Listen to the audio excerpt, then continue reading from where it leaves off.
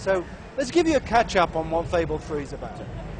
It starts, if you played Fable 2, you can import your old save game from Fable 2 and you play the son or daughter from the hero of Fable 2. We are going to import some of your decisions and choices, especially where some of the last few decisions and choices are there. You can expect to carry on paying the consequences of your choices from that. Now, what's the story? The story is this.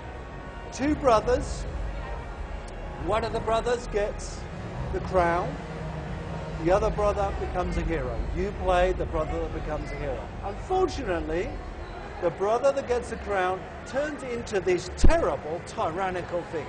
He really is the worst tyrant you could possibly imagine. In fact, we could just take a little look at him and have a look at that tyrant just really quickly. And I think you can see him here. He wants to rule Albion with a rod of iron.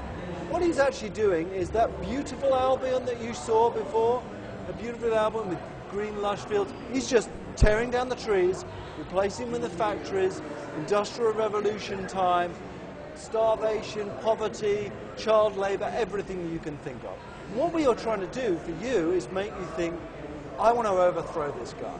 I want to get enough people to follow me, so I lead a revolution, go up, to attack the castle, face him mano a mano, take him out. Normally, that would be the end of the game. Right. But in Fable 3, that's just the middle of the game. Because we want the choices and consequences you had in Fable 1 and Fable 2 to be much bigger in Fable 3. I want to decide the fate of a whole kingdom. I want to decide if people starve and I get lots of money, or if I'm a nice leader and give lots of taxes out, if there's lots of prosperity. It's up to you. What is the benefit of starving your subjects, though?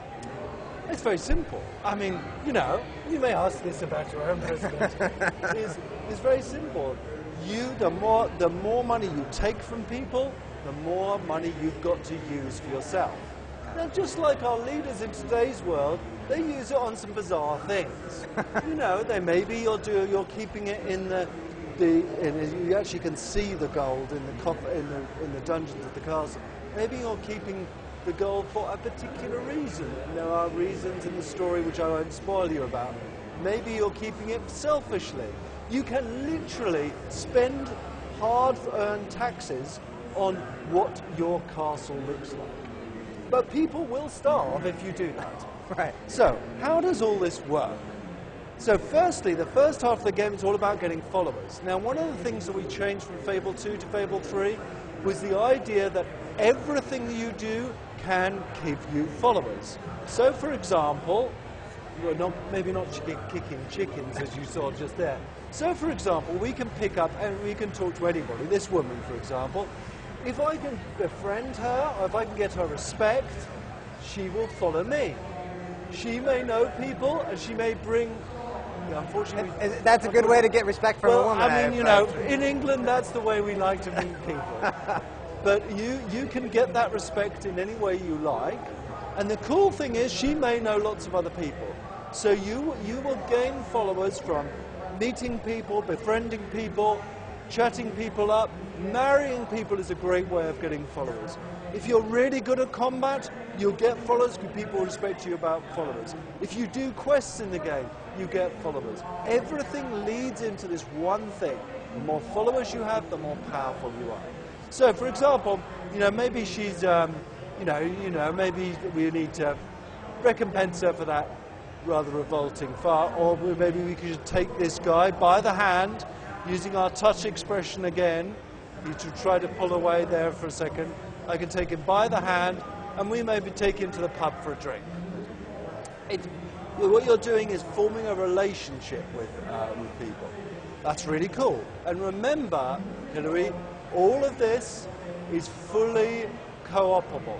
In other words, I can play in your world, I can take people by the hand in your world, I can be off doing what I'm doing in my part of the game while you're off questing in your Can part we of the game. both touch the same person at the same time? Can we go hand in hand in hand? You can try and touch the same person at the same time. You can try and use touch in combat. You can try and use touch on each other. You can even, if you want to do this, you and I could co-op in the same game and we could get married together.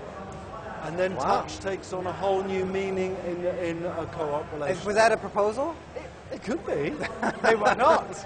You know, I'm all for experimentation in today's world. Anyway, let's get back. You know, that's everything that we had in Fable 1 and Fable 2 is here. Buying houses, selling houses, customization, all of that stuff. But remember, everything you do gives you followers, so it makes a difference in the game. The core of what we're doing is quests.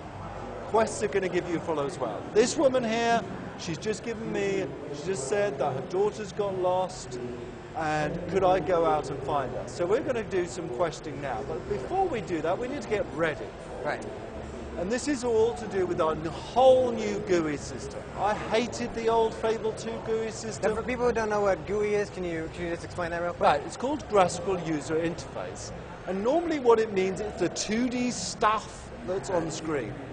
And in a lot of games, and a lot of role-playing games especially, a huge amount of the game is in there. So it's the place where you change your clothes, the place where you level up, the place where you decide attributes of your character. Why not put all that stuff in the world? So here we are in the Sanctuary. And in the Sanctuary, this is the equivalent of a 2D choicing stuff. In here, I can walk up to a mannequin and change my clothes just by pressing A. Everything is a lot more faster and a lot more accessible. This guy over here, this guy is John Cleese, the father of Monty Python. He has got more AI than any other character we've done before. He will absolutely make you laugh, and he will help you decide on what clothes to wear, decide on what weapons to use. So I can quickly change my clothes and get ready to go out into combat. I can go and choose my weapons, and I can even use this map, unfortunately it's a little bit foggy, this fully interactive 3D map of the world to actually decide where I go. So there's a huge amount of stuff in there. But let's just choose a new weapon to take on this quest. So I can go up and I can choose a rifle. Here's the next cool thing. We've got so much leveling up. I love leveling up in role-playing games. I absolutely adore it. Everything levels up. Every weapon levels up.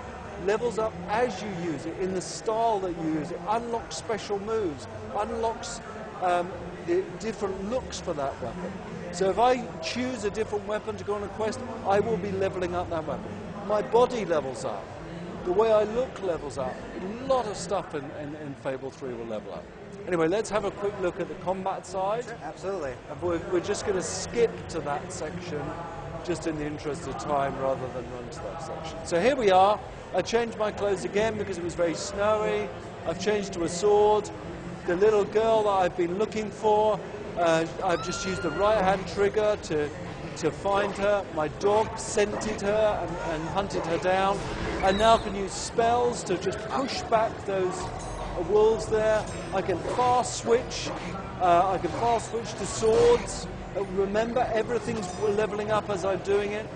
As I'm doing that, because I've been using that sword enough, it unlocks a special move there. I can then fast switch to guns as well. All of that is combined together to give this level of combat.